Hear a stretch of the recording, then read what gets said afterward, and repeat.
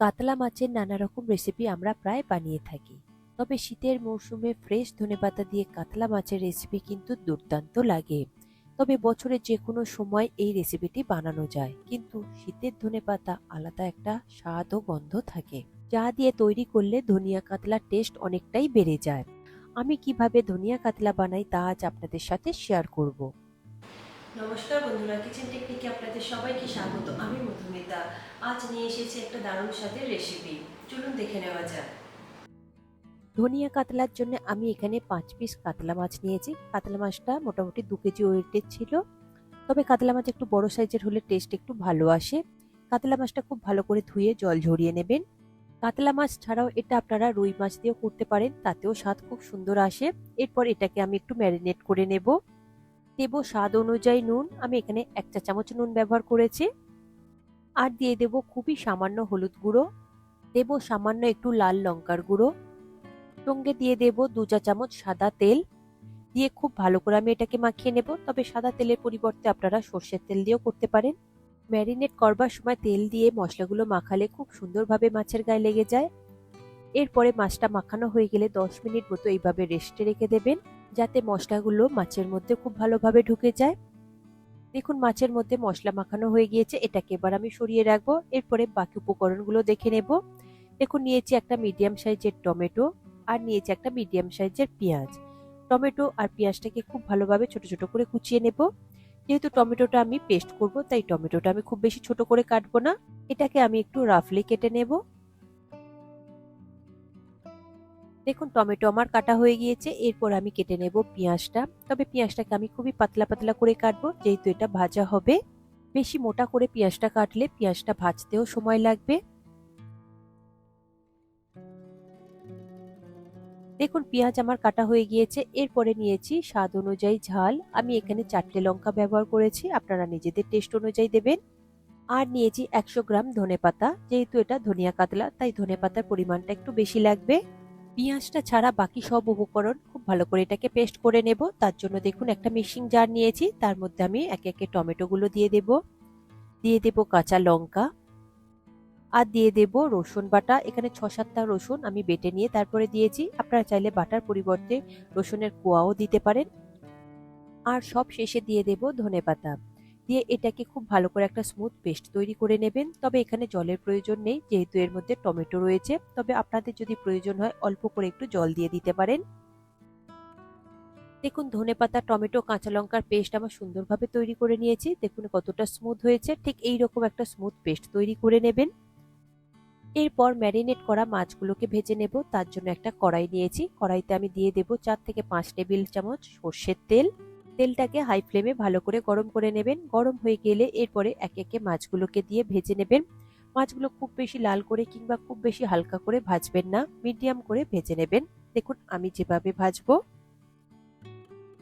এরপরে গ্যাসের ফ্লেমটাকে মিডিয়ামে দিয়ে এইভাবে উল্টে পাল্টে খুব সুন্দরভাবে একটা গোল্ডেন ব্রাউন কালার করে ভেজে নেবেন।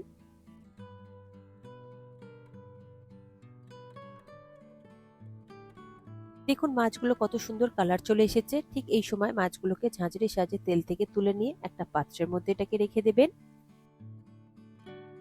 দেখুন ফার্স্ট ব্যাচের মাছ আমার ভাজা হয়ে গিয়েছে, সেকেন্ড ব্যাচের মাছও আমি একই রকম ভাবে আমি ভেজে দেখিয়ে দেব। তবে মাছগুলো দেওয়ার সাথে সাথে উল্টাতে যাবেন না, তাহলে ভেঙে যেতে পারে। যেহেতু আমার এটা ছোট কড়াই রয়েছে, তাই আমি এটা দুবারে ভেজে নেব।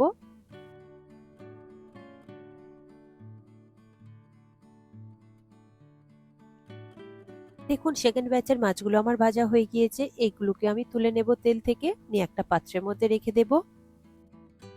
দেখুন সমস্ত মাছ আমার সুন্দরভাবে ভাজা হয়ে গিয়েছে। এরপরে ওই তেলের মধ্যে আমি দিয়ে দেব 1 চা চামচ কালো জিরে, আর দিয়ে দেব 2টো শুকনো লঙ্কা। লো ফ্লেমে কয়েক সেকেন্ডের জন্য একটু ভেজে নেব। তারপরে দিয়ে দেব গোটা গরম মশলা। গরম মশলা হালকা ভাজা হয়ে গেলে এর মধ্যে দিয়ে দেব কেটে রাখা পেঁয়াজ। পেঁয়াজটা দেওয়ার পরে হাই ফ্লেমে পেঁয়াজটাকে খুব ভালো করে লাল লাল করে ভেজে নিতে হবে। পেঁয়াজটা যাতে তাড়াতাড়ি ভাজা হয় তার জন্য আমি দিয়ে দেব 1/2 চা চামচ নুন। নুন দেওয়ার পরে নাড়াচাড়া করে পেঁয়াজটাকে খুব ভালো করে লাল লাল করে ভেজে নিতে হবে।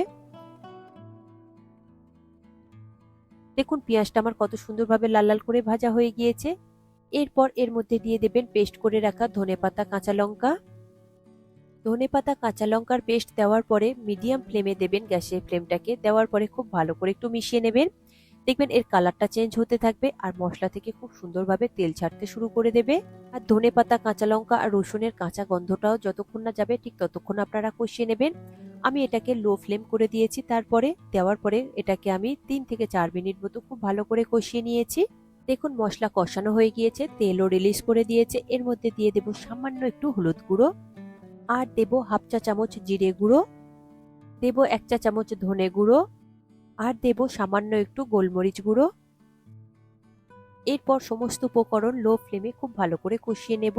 দেখবেন কষানোর সময় মশলার কালারও চেঞ্জ হয়ে যাবে আর তেলটাও রিলিজ করে দেবে। এইভাবে আপনারা লো ফ্লেমে 2 থেকে 3 মিনিট মতো কষিয়ে নেবেন। কষানো হয়ে গিয়েছে। এরপর এর মধ্যে দিয়ে দেব উষ্ণ গরম জল। আমি মিক্সিং জারটা ধুয়ে জল দিচ্ছি, যেহেতু এর মধ্যে অনেকটা পরিমাণে মশলা লেগেছিল। এখানে আমি 1 কাপ পরিমাণে জল দিয়েছি। জল দেওয়ার পরে খুব ভালো করে একটু মিশিয়ে নেব। ধনিয়া কাতলা খুব বেশি পাতলা গ্রেভি হয় না, তাই জলের পরিমাণটা অল্পই দেবেন। এরপরে ঢাকা দিয়ে দেব। ঢাকা দিয়ে এটাকে 2 থেকে 3 মিনিটের জন্য এটাকে ফুটতে দেব। 3 মিনিট পরে ঢাকা খুলে দেখছি, দেখুন উপরে কত সুন্দরভাবে তেলটা রিলিজ করে দিয়েছে আর গ্রেভিটা অনেকটাই কমে গিয়েছে। এরপর এর মধ্যে দিয়ে দেব ভেজে রাখা মাছগুলো। মাছগুলো দেওয়ার পরে গ্রেভির সাথে খুব ভালো করে একটু মিশিয়ে নেবেন। দেখুন খুব ভালো করে মিশিয়ে দিয়েছি। এরপর এটাকে আমি ঢেকে দেব আরো 7 থেকে 8 মিনিটের জন্য। 8 মিনিট পরে আমি ঢাকা খুলে দেখছি, দেখুন গ্রেভিটা কত সুন্দরভাবে কমে গিয়েছে, একদম সেমি গ্রেভি হয়ে গিয়েছে আর মাছগুলো খুব ভালোভাবে সিদ্ধ হয়ে গিয়েছে। তবে নুনের পরিমাণটা একটু কম লাগছিল বলে আমি অল্প করে একটু নুন দিয়ে দিলাম।